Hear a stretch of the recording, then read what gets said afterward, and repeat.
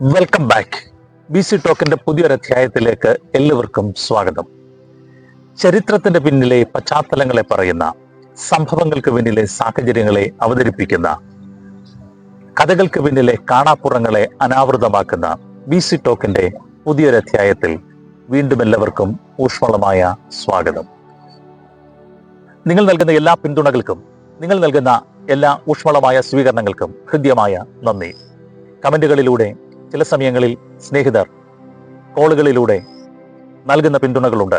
ചില സമയങ്ങളിൽ വിളിച്ച പുതിയ വിഷയങ്ങൾ അവതരിപ്പിക്കുവാൻ ആവശ്യപ്പെടുന്നുണ്ട്. ചരിത്രത്തിന്റെ പിന്നിൽ അറിഞ്ഞുകൂടാത്ത നാമമാത്രമായ അറിവുകൾ മാത്രമുള്ള പുതിയ വിഷയങ്ങളെ അവതരിപ്പിക്കുവാൻ നമ്മുടെ സ്നേഹിതർ ആവശ്യപ്പെടുന്നുണ്ട്. നിങ്ങൾ കാണിക്കുന്ന ഈ സ്നേഹത്തിനും, നിങ്ങൾ കാണിക്കുന്ന ഈ കൗതുകത്തിനും ഹൃദ്യമായ നന്ദി.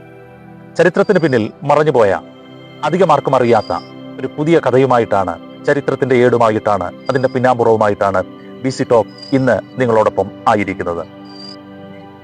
യഹൂദ പശ്ചാത്തലത്തിലും പാരമ്പര്യത്തിലും ഏറ്റവും പരിഗണിക്കപ്പെട്ട ഗോത്രം ലേവ്യ ഗോത്രമാണ്. അതിലേറ്റവും പ്രാധാന്യമുള്ള കുടുംബം അഹരോന്യ കുടുംബവുമാണ്. അഹരോന്റെയും പുത്രന്മാരുടെയും ചരിത്രം ഉടനീളത്തിൽ പഴയ നിയമ വേദപുസ്തക ചരിത്രത്തിൽ ആലേഖിതമായിട്ടുണ്ട്. എന്നാൽ ഇവരുടെ ഇടയിൽ ഏറ്റവും ശക്തനായിരുന്ന നേതാവ് മോശയായിരുന്നു. തനിക്ക് പിന്തുടർച്ചക്കാരായി അവരുടെ പുത്രന്മാരിൽ ആരും എത്തിയില്ല. എന്തുകൊണ്ട്? മോശയുടെ പുത്രന്മാർ യഹൂദ ചരിത്രത്തിന്റെ ഭാഗമായി, യഹൂദ രാഷ്ട്ര നിർമ്മിതിയുടെ ഭാഗമായി പരിഗണിക്കപ്പെട്ടില്ല, അല്ലെങ്കിൽ അവരുടെ ചരിത്രം എഴുതപ്പെട്ടില്ല. ഇതിന് പിന്നിലെ കാരണങ്ങളെ തേടി BC ടോക്ക് ഈ എപ്പിസോഡിൽ സഞ്ചരിക്കുന്നു.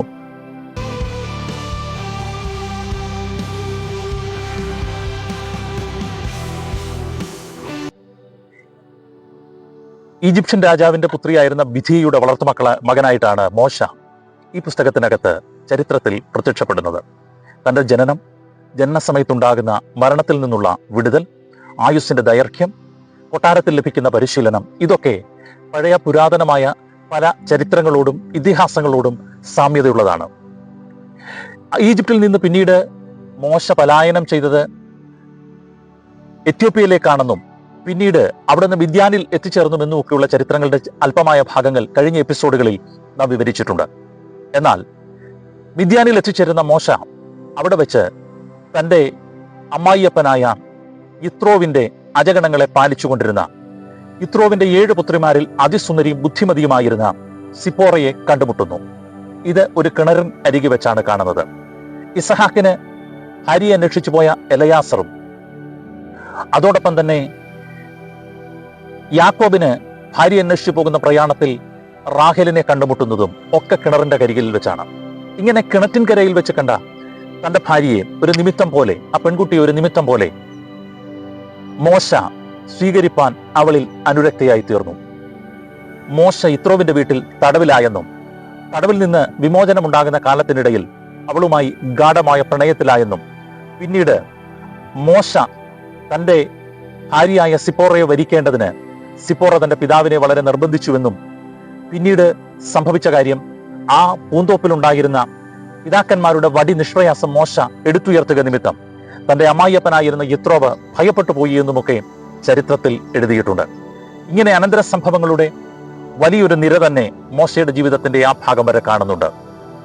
യിത്രോവ് മോശയ്ക്ക് തന്റെ മകളായിരുന്ന, ഏറ്റവും ബുദ്ധിമതിയായിരുന്ന, 7 പുത്രിമാരിൽ ഏറ്റവും മൂത്തവളായിരുന്ന സിപ്പോറയെ വിവാഹം ചെയ്തു കൊടുത്തു.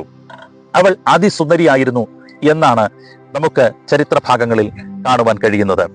ഇങ്ങനെ അവളുടെ സൗന്ദര്യവും അവളുടെ ബുദ്ധിയും ഒക്കെ വിവരിക്കുന്ന നിരവധി ഭാഗങ്ങൾ ജൂവിഷ് എൻസൈക്ലോപീഡിയയിൽ നമുക്ക് കാണുവാനായിട്ട് കഴിയുന്നുണ്ട്. മോശ ഇവളെ വിവാഹം ചെയ്യുമ്പോൾ യിത്രോവ് ചില ഉടമ്പടികളൊക്കെ അവന്റെ മുന്നിൽ വെച്ചിരുന്നു. ആ ഉടമ്പടിയുടെ ഭാഗങ്ങൾ നമ്മൾ പിന്നീട് വരുന്ന ഭാഗങ്ങളിൽ കേൾക്കും, ചിന്തിക്കും. ശേഷം സിപ്പോറയിൽ അവന് 2 പുത്രന്മാർ ജനിച്ചു. മൂത്തവന്റെ പേര് ഗർശോം എന്നും ഇളയവന്റെ പേര് എലയസർ എന്നുമായിരുന്നു. ഈ പുത്രന്മാരുടെ ജനനശേഷം മരുഭൂമിയിൽ വെച്ച് ദൈവത്തിന്റെ പ്രത്യക്ഷത മോശയ്ക്ക് ലഭ്യമാകുന്നു എന്ന് ചരിത്രം നമ്മോട് പറയുന്നു. നാം കാണുന്ന കാഴ്ച വളരെ വിചിത്രമാണ്. അവിടെ നിന്ന് തന്റെ ജനത്തിന്റെ വിമോചനത്തിന് വേണ്ടി ഈജിപ്തിൽ കുടുങ്ങിപ്പോയ അബ്രഹാമിന്റെ സന്തതി പരമ്പരകളെ വിടുവിച്ച് പുതിയൊരു ദേശത്തേക്ക് അവരെ കൊണ്ടുവരേണ്ടതിനു വേണ്ടി മോശ അവിടെ നിന്ന് യാത്രയാകുവാൻ ആഗ്രഹിച്ച് തന്റെ അമ്മായിയപ്പനോട് ഇംഗിതം പറയുമ്പോൾ തന്റെ ഭാര്യയെയും തന്റെ 2 പുത്രന്മാരെയും അവനോടൊപ്പം അയക്കുന്നുണ്ട്. ഇങ്ങനെ അവർ വഴിയെ യാത്ര ചെയ്തു പോകുമ്പോൾ സംഭവിച്ചൊരു കാര്യം, രാത്രിയിൽ ഒരു പാളയത്തിലെത്തുകയും അവിടെ കടന്നു പോകുവാൻ കഴിയാത്തതിനാൽ ഒരു സത്രത്തിൽ അവർ അന്നേ ദിവസം രാപാർക്കുകയും ചെയ്തു. അന്ന് രാപാർത്ത ദിവസം സംഭവിച്ചത് വളരെ വിചിത്രമായ ഒരു സംഭവമാണ്. അവിടെ നാം കാണുന്നത് വ്യത്യസ്തമായ 2 കാഴ്ചകളാണ് ചരിത്രത്തിൽ കാണുന്നത്. ബൈബിളിൽ എഴുതപ്പെട്ടിരിക്കുന്ന ഭാഗം ഇങ്ങനെയാണ്: അവിടെ വെച്ച് ഒരു ദൂതൻ വന്നിട്ട് മോശയെ കൊല്ലുവാൻ ഭാവിച്ചു എന്നാണ്. എന്നാൽ ബാബിലോണിയൻ തൽമൂദിലും ജെറുസലേം തൽമൂദിലും 2 ഭാഗങ്ങളായിട്ടാണ് കാണുന്നത്. യെരുശലേം തൽമൂദിൽ ഒരു ദൂതൻ വന്നുവെന്നും ബാബിലോണിയൻ തൽമൂദിൽ സാത്താൻ വന്ന് മോശയെ കൊല്ലുവാൻ ഭാവിച്ചുവെന്നുമാണ് എഴുതിയിരിക്കുന്നത്. ഈ ഭാഗങ്ങളിൽ കാണുന്നത് ഇങ്ങനെയാണ്: ആ സത്രത്തിൽ അവർ രാപാർക്കുമ്പോൾ ഒരു കാര്യം, അതിന്റെ പശ്ചാത്തലം കൂടെ നാം കേൾക്കണം. അതിങ്ങനെയാണ്: മോശ സിപ്പോറെ വിവാഹം ചെയ്യുവാൻ നേരത്ത് യിത്രോവ് അവനോടൊരു ഉടമ്പടി വെച്ചിരുന്നു. ആ ഉടമ്പടി ഇങ്ങനെയാണ്: നിന്റെ പുത്രന്മാർ നിനക്ക് എത്ര പേർ ജനിക്കുന്നുവോ അവരിൽ ആദ്യജാതനെ നീ ഞങ്ങളുടെ ദേവന് ശുശ്രൂഷ ചെയ്യാൻ കഴിയത്തക്ക നിലയിൽ ഞങ്ങളുടെ ജാതിയിൽ തന്നെ വളർത്തേണം. 2, നിന്റെ പിതാക്കന്മാർ ചെയ്തതുപോലെ നിന്റെ ഭാര്യയെ കൂട്ടിക്കൊണ്ട് ഇസഹാക്ക്, യാക്കോബ് തുടങ്ങിയവർ ചെയ്തതുപോലെ ഞങ്ങളെ വിട്ട് നിന്റെ ജനതയുടെ നടുവിലേക്ക് പോകാതിരിപ്പാൻ നീ ഒരു ഉടമ്പടി ചെയ്യണം. ഈ 2 ഉടമ്പടികൾ വിവാഹ സമയത്ത് യിത്രോവ് മോശയെ കൊണ്ട് ചെയ്യിച്ചിരുന്നു എന്നാണ് ചരിത്രത്തിൽ കാണുന്നത്. ഇതേ സമയത്ത് ഈ ഉടമ്പടികൾ പ്രകാരം തനിക്ക് ജനിച്ച പുത്രന്മാരിൽ മൂത്തവനായിരുന്ന ഗർശോമിനെ ആ ദേവന്മാർക്ക്, അല്ലെങ്കിൽ മിദ്യാനിലെ ദേവന്മാർക്ക് പൗരോഹിത്യ ശുശ്രൂഷ ചെയ്യുവാനുള്ള പാരമ്പര്യത്തിൽ വളർത്താമെന്ന ഉടമ്പടി താൻ ചെയ്തിരുന്നത് കൊണ്ട് അവനെ പരിച്ഛേദന ചെയ്തിരുന്നില്ല. എന്നാൽ ഇളയ മകനായ എലയസറിനെ താൻ പരിച്ഛേദന ചെയ്തിരുന്നു. ഈ സത്രത്തിൽ വെച്ച് ഇങ്ങനെയൊരു ദൂതൻ മുന്നിൽ വന്ന് മോശയുടെ മരണം മുൻകാണുമ്പോൾ സിപ്പോറ ബുദ്ധിമതിയായിരുന്നതുകൊണ്ട് അവൾ വേഗത്തിൽ ചെയ്തൊരു കാര്യം ഇങ്ങനെയാണ്: ഒരു കൽക്കത്തി കൊണ്ട് അവൾ പെട്ടെന്ന് തന്റെ മകന്റെ അഗ്രചർമ്മം മുറിച്ചു മാറ്റി.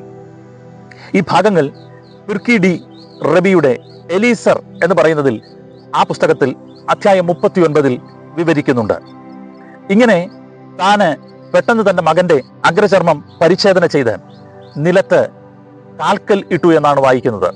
കാൽക്കൽ ഇട്ടതിന് ശേഷം സംഭവിച്ച കാര്യം, പെട്ടെന്ന് ആ ദൂതൻ മോശയെ വിട്ടൊഴിഞ്ഞു. ബാബിലോണിയൻ തൽമൂദിൽ തന്നെ ചുറ്റിയിരുന്ന സർപ്പം മോശയെ വിട്ട് അഴിഞ്ഞുപോയി എന്നാണ് വായിക്കുന്നത്. എന്നാൽ കേൾക്കണം, മിഡ്രാഷ് എന്ന് പറയുന്ന ഒരു വിവരണം യഹൂദന്മാരെ സംബന്ധിച്ചിടത്തോളമുണ്ട്. ഹീബ്രു ഭാഷയിൽ എഴുതപ്പെടുന്ന ചരിത്രത്തിന്റെ പിന്നിൽ വാക്കുകളുടെ ഇടയിലെ ഗ്രമാറ്റിക്കലായിട്ടുള്ള അർത്ഥങ്ങൾ പെട്ടെന്ന് ആളുകൾക്ക് മനസ്സിലാകില്ല. ബുദ്ധി അധികം കൂർമ്മതയുള്ളവരും സാധാരണ ബുദ്ധിക്കാരും അതേസമയം കാര്യങ്ങളെ വിമർശനത്തോടെ കാണുന്നവരും ഒക്കെയുണ്ട്. ഇവർക്കെല്ലാവർക്കും ലഭ്യമാകാനുള്ള ഒരറിവിന്റെ പശ്ചാത്തലത്തിൽ ഈ തോറയെ വിവർത്തനം ചെയ്തെഴുതുന്ന ഭാഗങ്ങളെയാണ് മിഡ്രാഷ് എന്ന് പറയുന്നത്. ഇങ്ങനെ മിഡ്രാഷിൽ എഴുതപ്പെട്ടിരിക്കുന്ന ചരിത്ര ഭാഗങ്ങളെ കൂടെ ഞാൻ ഇവിടെ പരിഗണിച്ചിട്ടുണ്ട്. ആ രാത്രിയിൽ പാളയത്തിൽ ഈ വിധത്തിലുള്ള സംഭവങ്ങൾ ഉരുവാകുമ്പോൾ പെട്ടെന്ന് താൻ ഗർശോമിനെ കൂടെ പരിച്ഛേദന ചെയ്തു എന്നാണ് ആ ചരിത്രത്തിൽ കാണുന്നത്. എന്നാൽ ഇതിനുശേഷം മുൻപോട്ട് കടന്നു പോകുമ്പോൾ വഴിയിൽ വെച്ച് അഹരോനെ താൻ കാണുന്നുണ്ട്. അഹരോനെ കണ്ടതിന് ശേഷം അഹരോനോട് താൻ വിശേഷങ്ങൾ പറയുകയും അതേസമയം അഹരോൻ തന്റെ കൂടെയുള്ളതാരെന്ന് മോശയോട് ആരായുമ്പോൾ ഇതെന്റെ ഭാര്യയും എനിക്കുണ്ടായ മക്കളുമാണെന്ന് മോശ അഹരോനോട് പങ്കിടുന്നു. ഇവരെ കൂട്ടി നീ എവിടേക്ക് പോകുന്നു എന്ന് ചോദിക്കുമ്പോൾ ഈജിപ്തിൽ എന്റെ ജനത്തിന്റെ വിമോചനത്തിന് വേണ്ടി ഞാൻ കടന്നു പോകുന്നു എന്നാണ് മോശ അഹരോനോട് മറുപടി പറയുന്നത്. ഇതേസമയം അഹരോൻ മോശയോട് പറയുന്നു, ഇപ്പോഴുള്ള ജനം തന്നെ അടിമത്തത്തിന് കീഴ് വല്ലാതെ കഷ്ടപ്പെടുന്നു. നീ എന്തിന് നിന്റെ കുടുംബത്തെ കൂടെ വലയ്ക്കുന്നു? അവരെ മടക്കി അയക്കുക. വിമോചനം എന്തെങ്കിലും ഉണ്ടായാൽ ആ കാലത്ത് നമുക്ക് ഒന്നിച്ചുകൂടാം എന്ന് പറഞ്ഞ് മോശ അഹരോന്റെ വാക്കുകളെ സ്വീകരിച്ചുകൊണ്ട് യിത്രോവിന്റെ അരികിലേക്ക് സിപ്പോറയെയും മക്കളെയും മടക്കി അയക്കുന്നുണ്ട്. പിന്നീട് പുറപ്പാട് പുസ്തകം 18-ാം അധ്യായത്തിൽ താൻ മടക്കി അയച്ചിരുന്ന തന്റെ ഭാര്യയെയും മക്കളെയും യിത്രോവ് മോശയുടെ അരികിൽ പിന്നീട് ഒരു അവസരത്തിൽ കൊണ്ടുവന്നെത്തിക്കുന്ന ഭാഗം കാണുവാനായിട്ട് കഴിയുന്നുണ്ട്. ഈ ഭാഗങ്ങൾ മിൽക്കാഡി റിബി ഇസ്മയേലിന്റെ യിത്രോവ് 1 എന്ന ഭാഗത്തു നിന്നാണ് ഞാൻ എടുത്തിട്ടുള്ളത്.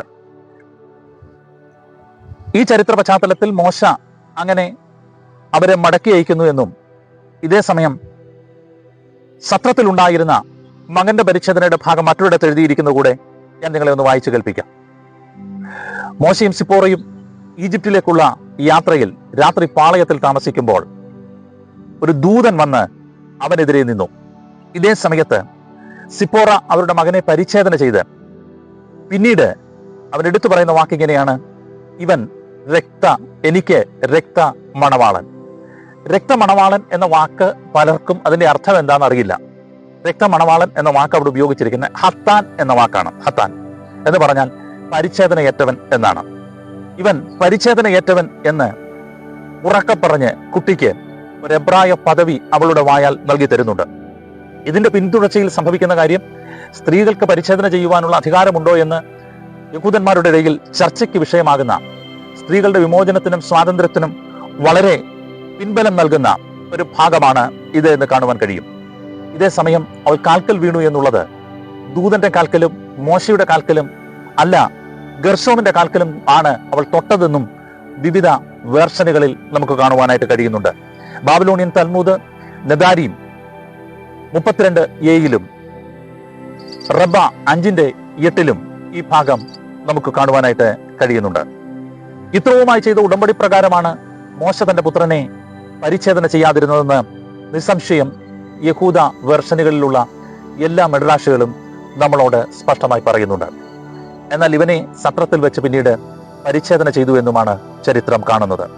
സത്രത്തിൽ നിന്ന് മോശ തന്റെ ഭാര്യയും മക്കളെയും മടക്കി അയക്കിയ നിമിത്തം പിന്നീട് ലഭിക്കുന്ന സമയങ്ങൾ കൊണ്ട് സംഭവിച്ചത് പൗരോഹിത്യ ശുശ്രൂഷയുടെ ഉത്തരവാദിത്തങ്ങൾ ഈ മനുഷ്യൻ ഏറ്റെടുത്തു എന്നാണ്. ഈ മനുഷ്യൻ എന്ന് ഞാൻ ഉദ്ദേശിച്ചത് മോശയുടെ പുത്രനായിരുന്ന ഗർശോം ഏറ്റെടുത്തു എന്നാണ്. പൗരോഹിത്യം ചെയ്തത് മിദ്യാനിലെ ക്ഷേത്രങ്ങളിലായി പോയി. ഇങ്ങനെ ഒരു ചരിത്രഭാഗം അതിന്റെ പിന്നിൽ കിടക്കുന്നു. എന്നാൽ 18-ാം അധ്യായത്തിൽ തന്റെ കുടുംബത്തെ തന്നോടുകൂടെ ചേർക്കേണ്ടതിന് മോശയുടെ അമ്മായിയപ്പനായിരുന്ന യിത്രോവ് മോശയുടെ അരികിലേക്ക് ഈ കുടുംബത്തെ കൊണ്ടെത്തിക്കുമ്പോഴേക്കും ഗർശോമിന് മിദ്യാനി ആചാരങ്ങളിൽ കാര്യമായ പ്രാഗൽഭ്യം ലഭിച്ചിരുന്നു എന്ന് ബാബിലോണിയൻ തൽമൂദ് അവോദ സരക് 7:27 പരാമർശ ഭാഗങ്ങളിൽ നമുക്ക് കാണുവാനായിട്ട് കഴിയുന്നുണ്ട്. ഇങ്ങനെ പിന്നീട് എത്തിച്ചേർന്നെങ്കിലും അതിന് തൊട്ടു പിന്നാലെ ദൈവത്തിന്റെ ന്യായപ്രമാണം എന്ന് വിളിക്കുന്ന തോറ, ലോകത്തുള്ള സകല ന്യായ പുസ്തകങ്ങളുടെയും ഏറ്റവും കാതലും കരടുമായ രൂപം മോശയ്ക്ക് കൈമാറ്റം ചെയ്യപ്പെടുമ്പോൾ ഈ കുടുംബം തന്നോടുകൂടെ ഉണ്ടായിരുന്നു. അതിനുശേഷം തന്റെ പുരോഹിതനായി അഹരോന്റെ പുത്രന്മാരെയും അഹരോനെയും മഹാപുരോഹിത വൃന്ദത്തിൽ ശുശ്രൂഷകർക്കായി തന്റെ ദേവാലയത്തിലേക്ക് ദൈവിക പ്രവേശനം അനുവാദം ദൈവം നൽകുമ്പോൾ മോശയുടെ പുത്രന്മാരെ അവിടെ പരിഗണിച്ചില്ല. പിന്നീട് കാണുന്നത് മോശയുടെ മരണശേഷം വരെയും അല്ലെങ്കിൽ മരണത്തോളം ഇവര് ഈ ജനത്തോടു കൂടെ ഉണ്ടായിരുന്നു. എന്നാൽ വിഗ്രഹാരാധനയിൽ ഒരു ദാസനായി, ദേവന്മാർക്കൊരു ദാസനായി, വിഗ്രഹാരാധനയിൽ പുരോഹിത സാന്നിധ്യമുള്ളവനായൊക്കെ ഗർശോം പ്രത്യക്ഷപ്പെടുന്ന പല ഭാഗങ്ങൾ പല വിധത്തിലുള്ള ചരിത്ര വിശകലനങ്ങളിൽ നമുക്ക് കാണുവാൻ കഴിയും. മോശയുടെ മരണമെത്തിയപ്പോൾ തനിക്ക് പിൻഗാമിയായിട്ട് മോശയുടെ പുത്രന്മാരിൽ ആരെയെങ്കിലും ഒരുവനെ എടുക്കണമെന്ന് ദൈവത്തോട് മോശ അപേക്ഷിച്ചതായും ജെറുസലേം തൽമൂദിൽ നമുക്ക് കാണുവാൻ കഴിയും. ഇതേ സമയം ദൈവം അതിനെ നിഷേധിക്കുകയും ആലയത്തിൽ തന്റെ സഹവാസത്തിൽ സദാ നിലനിന്നിരുന്ന മോശയുടെ ഒരു ശുശ്രൂഷകനായിരുന്ന യോശുവയെ തനിക്ക് പിന്തുടർച്ചക്കാരനായി എടുക്കുവാൻ ദൈവം ആവശ്യപ്പെടുകയും ചെയ്യുന്നു. ഇതേ സമയം ചില കാലങ്ങൾ മോശയുടെ അളിയനും മോശയുടെ അമ്മായിയപ്പനും ആ കുടുംബവുമൊക്കെ മോശയോടുകൂടെ സഞ്ചരിച്ചിരുന്നു എന്ന് വേദപുസ്തകത്തിലും നമുക്ക് കാണുവാൻ കഴിയുന്നുണ്ട്. എന്നാൽ അല്പം കഴിഞ്ഞപ്പോൾ ഈ കാര്യങ്ങൾക്ക് ശേഷം ഗർശോമും എലയസറും ആ യഹൂദ ജനത്തിന്റെ ഇടയിൽ ഉണ്ടായിരുന്നുവെന്നും റഫറൻസ് ഞാൻ ഓർക്കുന്നില്ല, പക്ഷെ ഞാൻ വായിച്ച ഒരു ഭാഗത്ത് സംഗീത ശുശ്രൂഷകൾക്ക് ആളുകളെ പരിശീലിപ്പിക്കുന്നവരായി ഈ മനുഷ്യർ മാറിയതായും നമുക്ക് കാണുവാനായിട്ട് കഴിയുന്നുണ്ട്. അങ്ങനെ ഒരു ഭാഗം ഞാൻ വായിച്ചതായിട്ട് ഓർക്കുന്നുണ്ട്. ഇതേ സമയം മോശയുടെ കാലശേഷം ഗോത്രങ്ങൾ പലതായി പിരിഞ്ഞു. പല ഗോത്രങ്ങൾ പലയിടത്തായി ചിതറി. ആ ദേശങ്ങളൊക്കെ, ഈ മിഡിൽ ഈസ്റ്റിന്റെ ഭാഗങ്ങളൊക്കെ അവർ കടന്നു കയറി കൈവശപ്പെടുത്തി. ശേഷം സംഭവിച്ച കാര്യം, ഗോത്രങ്ങൾ ഓരോന്നായി തങ്ങളുടെ അതിരുകളെയും തങ്ങളുടെ ഭൂഭാഗങ്ങളെയും വിസ്തൃതമാക്കുന്ന ചരിത്ര ഭാഗങ്ങൾ ന്യായാധിപന്മാരുടെ പുസ്തകത്തിൽ കാണുവാൻ കഴിയും. ന്യായാധിപന്മാരുടെ പുസ്തകത്തിൽ കാണുന്ന ഈ ചരിത്ര ഭാഗങ്ങളിൽ ഒരു വല്ലാത്ത പരാമർശമുണ്ട്. ഒരിക്കൽ എഫ്രീം മലനാട്ടിൽ മീഖ എന്ന് പറയുന്ന ഒരാൾ ഉണ്ടായിരുന്നു. അവൻ തന്റെ അമ്മയുടെ 1100 വെള്ളി നാണയങ്ങൾ മോഷ്ടിച്ചു. എന്നാൽ അമ്മ അതിനെ തിരയുമ്പോൾ അവൻ അതിനെ തിരികെ കൊടുക്കുക നിമിത്തം അമ്മ അവനെ വിളിച്ച് അനുഗ്രഹിച്ച് അവന് കൊത്തുപണിയായി ഉണ്ടാക്കിയ ഒരു വിഗ്രഹവും ഒരു വാർപ്പ് വിഗ്രഹവും ഉണ്ടാക്കി ആ പണത്താൽ നൽകുന്നുണ്ട്. അങ്ങനെ തനിക്ക് ലഭിച്ച ആ വിഗ്രഹങ്ങളെ കട്ടാൻ പണിതുകൊടുത്ത ഈ ഗ്രഹബിംബങ്ങൾ എന്ന് പറഞ്ഞാൽ ഓരോ വീടുകളിൽ സൂക്ഷിക്കുന്ന വിഗ്രഹങ്ങളെയാണ് ഗ്രഹബിംബങ്ങൾ എന്ന് പറയുന്നത്. ഗ്രഹബിംബത്തെ തനിക്ക് ലഭിക്കുന്ന നിമിത്തം താൻ ഒരു പൂജാഗ്രഹം ഉണ്ടാക്കി എന്ന് പറഞ്ഞ വീട്ടിലെ ഒരു ക്ഷേത്രം താൻ ഉണ്ടാക്കി. അവനൊരു ഏഫോദ് ശുശ്രൂഷകൾക്ക് ചെയ്യുവാൻ ആ സമയത്ത് പുരോഹിതന്മാർ ധരിക്കുന്ന ഏഫോദും ഉണ്ടാക്കി തന്റെ ഒരു മകനെ അതിന് പുരോഹിതനായി അവരോധിച്ചു. ന്യായാധിപന്മാരുടെ കാലത്താണ് ഇത് സംഭവിക്കുന്നത്. ഇതേ സമയത്ത് ലേവ്യ ഗോത്രജനായിരുന്ന ഒരു യൗവനക്കാരൻ ബേദലഹേമിൽ നിന്ന് അവിടെ വന്ന് പാർത്തു. അതേസമയം സംഭവിച്ചത്, ഈ മനുഷ്യൻ അവിടെ വരുമ്പോൾ ഈ മീഖ അവനോട് പറയുന്നു, നീ എനിക്ക് ഈ ഗ്രഹബിംബങ്ങൾക്ക് പൂജാരിയായി, ശുശ്രൂഷകനായി, പുരോഹിതനായി ഇരിക്കണം. നീ എനിക്ക് പിതൃസ്ഥാനീയനും ആയിരിക്കും. ഒരു മകനെ പോലെ മീഖ ആ പുരോഹിതനെ സ്നേഹിച്ചു. ഈ വിധത്തിൽ പുരോഹിതൻ തന്നെ സ്നേഹിക്കുക കൊണ്ട്, ന്യായാധിപന്മാരുടെ പുസ്തകം 17-ാം അധ്യായത്തിലെ ഭാഗമാണ് പറയുന്നത്, തന്നെ സ്നേഹിക്കൊണ്ട് താൻ അവിടെ പാർത്ത് തനിക്ക് 10 ഉടുപ്പുകളും വെള്ളി നാണയങ്ങളും ഒക്കെ അവന് ഓരോ വർഷവും പുതിയതായി നൽകിക്കൊണ്ട് അവൻ തന്റെ സേവനം ചെയ്തു വന്നു. ഇങ്ങനെ ഇരിക്കുന്ന കാലഘട്ടത്തിൽ 10 വെള്ളി നാണയവും വസ്ത്രങ്ങളും ഓരോ വർഷവും അവന് കൂലി പറഞ്ഞ് അവൻ അവരോടുകൂടെ പാർത്തുകൊണ്ടിരുന്നു. അങ്ങനെ സ്വന്തമായ ഒരു ദേവാലയം സ്വന്തം വീട്ടിലുള്ള വിധത്തിൽ മീഖ ഇരിക്കുമ്പോൾ ദാൻ ഗോത്രക്കാർ വന്നിട്ട് ലായിഷ് എന്ന് പറയുന്ന ആ സ്ഥലത്തെ പിടിച്ചടക്കുവാൻ വന്ന് നോക്കുന്നു. അവർ വന്ന് ഒറ്റുനോക്കുമ്പോൾ അവർ വന്ന് പാർത്തത് ഈ മീഖയുടെ വീട്ടിലാണ്. മീഖയുടെ വീട്ടിൽ വന്ന് പാർക്കുമ്പോൾ അവിടെ ഈ പുരോഹിതനെയും ഗ്രഹബിംബത്തെയും ഒക്കെ ഈ ദാൻ ഗോത്രക്കാർ കണ്ടു. ഈ 5 പേരും ഒറ്റുനോക്കുവാൻ വന്ന 5 പേരും തിരികെ തന്ന് തന്റെ ജനത്തോട് ആ സ്ഥലം വളരെ നല്ലതാണെന്നും അതിനെ കൈവശപ്പെടുത്തണമെന്നും അതിലൊരു വീട്ടിൽ ഒരു ക്ഷേത്രമുണ്ടെന്നും ആ ക്ഷേത്രത്തിൽ ഒരു പുരോഹിതനുണ്ടെന്നും ഒക്കെ പറയുമ്പോൾ ഇവർ തിരികെ ചെന്നിട്ട് സംഭവിച്ചത്, അവിടെ നിന്ന് യോദ്ധാക്കളായിട്ടുള്ള 600ഓളം പേരുമായിട്ട് ഇവർ മടങ്ങി വന്ന് ആ ദേശത്തെ കൈവശപ്പെടുത്തി. അങ്ങനെ ക്ഷാമമില്ലാത്ത ഈ ദേശം കൈവശപ്പെടുത്തുവാൻ സോറായിലും എച്ച്വാലയിലും കൂടെ ഈ ജനം കടന്നു വന്നു. അവർ കിരിയത്ത് യരാമിൽ വന്ന് പാളയമടിച്ച് അതിനുശേഷം വന്ന് ഈ മീഖായുടെ ഭവനത്തെ വന്ന് അതിനകത്ത് നിന്ന് ഈ ഗ്രഹബിംബത്തെയും അതിനകത്തുണ്ടായിരുന്ന വിലയേറിയതിനെയും ഒക്കെ കൈവശപ്പെടുത്തി. ഇതേ സമയത്ത് അവിടുത്തെ ഒരു പുരോഹിതനെ കാണുകയും ആ പുരോഹിതനോടൊരു ചോദ്യം ചോദിച്ചു, നീ ഒരു വീട്ടിൽ ഇങ്ങനെ പുരോഹിതനായി ഇരിക്കുന്നതോ, ഒരു ഗോത്രത്തിനും ഒരു വംശത്തിനും പുരോഹിതനായി ഇരിക്കുന്നതാണോ നിനക്ക് നല്ലത്? ഞങ്ങൾ നിനക്ക് ഏറെ കൂലി തരാമെന്നും അവനോട് പറഞ്ഞു. തന്നിമിത്തം സംഭവിച്ച കാര്യം, തനിക്ക് ലഭിച്ച പ്രതിഫലങ്ങളുടെ പ്രലോഭനങ്ങൾ, സ്ഥാനത്തിന്റെ പ്രലോഭനങ്ങൾ നിമിത്തം ആ ഗ്രഹബിംബം എടുത്തുകൊണ്ട് അവർ പോകുമ്പോൾ ഈ പുരോഹിതനായ മനുഷ്യനും അവരോട് കൂടെ നടന്നുപോയി. അവർ ഏഫോദും പുരവിഗ്രഹങ്ങളും കൊത്തുപണിയായി ഉണ്ടാക്കിയ വിഗ്രഹവും വാർപ്പുപണിയായി ഉണ്ടാക്കിയ വിഗ്രഹവും എടുത്തുകൊണ്ട് അവർ മടങ്ങിപ്പോയി. അങ്ങനെ അവർ മടങ്ങിപ്പോയിക്കൊണ്ടിരിക്കുമ്പോൾ മീഖ പെട്ടെന്ന് തന്റെ പരിസരത്തുണ്ടായിരുന്ന തന്റെ അയൽക്കാരെ കൂട്ടിക്കൊണ്ട് ഇവരുടെ പിന്നാലെ ചെന്ന് ഇവരോട് അതിനെ തിരികെ തരുവാൻ ആവശ്യപ്പെടുകയും അവരോട് അത്യുച്ചത്തിൽ ശബ്ദമുണ്ടാക്കി സംസാരിക്കുകയും ചെയ്യും. ഇതേ സമയം ആയുധപാണികളായിട്ടുള്ള ഈ 600 പേർ തിരികെ നിന്നിട്ട് പറഞ്ഞു, നീ അധികം ഒച്ചയെടുത്ത് സംസാരിക്കരുത്. ഇതിലേതെങ്കിലും ഒരുവൻ വേണമെന്ന് വെച്ചാൽ നിന്നെ നിഷ്പ്രയാസം കൊന്നുകളയാൻ കഴിയുമെന്ന് അവനോട് മറുപടി പറയുന്നു. ഈ വാക്കുകളെ കേട്ടിട്ട് ഈ മനുഷ്യൻ സങ്കടത്തോടെ മടങ്ങിപ്പോയി. ഇതേ സമയം ഇവർ കൊണ്ടുപോയ ഈ വിഗ്രഹങ്ങളെ ദാനിൽ കൊണ്ടു ചെന്നിട്ട് മകനെ ദാൻ എന്ന് പറയുന്ന സ്ഥലത്ത് അതിനെ സ്ഥാപിച്ചു. അതുകൊണ്ടാണ് ഇസ്രയേലിന്റെ ചരിത്രത്തിൽ പിന്തുടർച്ചയായിട്ട് വരുന്ന പല ഭാഗങ്ങളിലും നാം കാണുന്നത് ദാനിലും ബേതേലിലും വിഗ്രഹങ്ങൾ ഉണ്ടായിരുന്ന ക്ഷേത്രങ്ങൾ ഇസ്രയേലിയർക്ക് ഉണ്ടായിരുന്നു എന്ന്. ഇതേ സമയത്ത് ആ ക്ഷേത്രത്തിനകത്തേക്ക് അങ്ങനെ നിർമ്മിക്കപ്പെട്ടിരിക്കുന്ന പൂജാഗിരിയിൽ ക്ഷേത്രത്തിൽ ഈ വിഗ്രഹങ്ങളെ സ്ഥാപിക്കുകയും പുരോഹിതനെ അവിടെ കൊണ്ടുവന്ന് നിർത്തുകയും ചെയ്യുക നിമിത്തം സംഭവിച്ച കാര്യം, പിന്നീട് അവിടെ പുരോഹിതന്മാരുണ്ടായി. ആ വിഗ്രഹങ്ങൾക്ക് സേവ ചെയ്തുകൊണ്ടിരുന്ന പുരോഹിതന്മാരെ കുറിച്ച് പറയുന്നത് ഇങ്ങനെയാണ്: മോശയുടെ പുത്രനായിരുന്ന ഗർശോമിന്റെ പുത്രനും യോനാഥാനും അവന്റെ പുത്രന്മാരും എന്ന് പറഞ്ഞാൽ മോശയുടെ പുത്രനായിരുന്ന ഗർശോമിന്റെ മക്കളായിരുന്ന യോനാഥാനും പുത്രന്മാരും അവിടെ അവർക്ക് സേവ ചെയ്തുകൊണ്ടിരുന്നു. ദൈവം ഗർഭികളെന്നും വിഗ്രഹാരാധികളെന്നും പറഞ്ഞ് നേതൃത്വത്തിൽ നിന്നും ശുശ്രൂഷയിൽ നിന്നും മോശയുടെ പുത്രന്മാരെ മാറ്റി നിർത്തി.